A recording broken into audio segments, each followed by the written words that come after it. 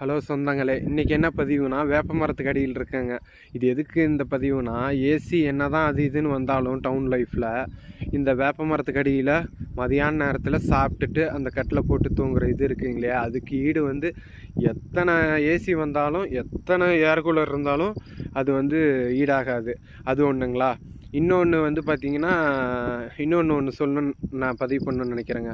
வேலைக்கு போகணும், நம்ம எப்படியாவது செட்டில் ஆகணும், கவர்மெண்ட் ஜாப் போகணும்னு சொல்லி கவர்மெண்ட் ஜாப் இருந்தால் தான் பொண்ணு தராங்க. அதுமாதிரி நிறையா ஆசிலேஷன் எல்லாத்துக்கும் அந்த மாதிரி போயிட்டுருக்கு. அது எதுக்குன்னா, அது வந்து முன்னெல்லாம் அவங்க கவர்மெண்ட் வேலை வாங்கினது ஈஸி. 10வது முடிச்சிருந்தா 12வது முடிச்சிருந்தா கவர்மெண்ட் வேலைன்னாங்க.